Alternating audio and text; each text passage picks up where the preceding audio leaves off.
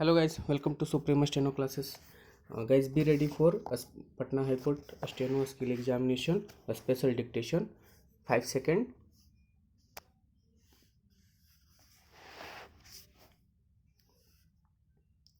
In ordering a judicial inquiry into the killing of the four suspects arrested for the rape and murder of a veterinarian near Hyderabad, the Supreme Court has paved the way for a probe that might command greater credibility than a routine police investigation. However, the necessity for such an inquiry has not been clearly established. The court notes a peculiar feature of the FIR registered by the Telangana police and taken up for investigation by a special investigation team. The FIR contains IPC sections and Arms Act provisions that relate to the offense by the four accused in snatching weapons from the police and trying to kill them while attempting to flee from custody. The court rightly questions how did men could be investigated and prosecuted, even though there is a claim that the SIT would investigate the cause of the deaths. It was possibly right on the court's part to doubt whether the police were genuine about establishing whether there really was an encounter.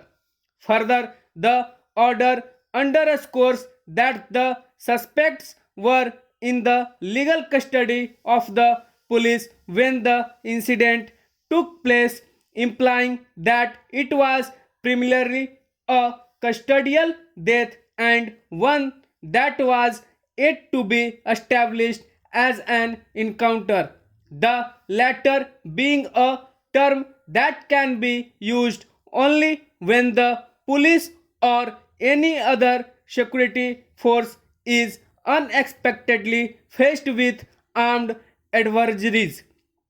To the extent that the court felt impelled to get to the bottom of the incident, its intervention is unexceptionable. However, what is surprising is that the top court took up the matter when the Telangana High Court was seized of it. The High Court had done well to pass orders to preserve the bodies and to videograph the autopsy, the footage of which should be handed over to a district judge. There was nothing to suggest that the High Court would not have ensured an impartial police investigation, especially when it was going by the guidelines issued by the Supreme Court in 2014 in PUCL versus State of Maharashtra. Yet, without any finding that the proceedings before the High Court were ineffective, the top court has ordered a probe by a three-member commission. It has also stayed the probe by the National Human Rights Commission, possibly because it wanted to avoid any parallel inquiry. If at all it felt the need for an independent probe, the Supreme Court could have monitored the police investigation or transferred it to another agency. Instead, it has chosen the Commission for Inquiry route and given 6 months for the panel to come out with its findings. It would be unfortunate if this has the unintended consequence of the police waiting for the Commission's findings and going slow on the criminal investigation.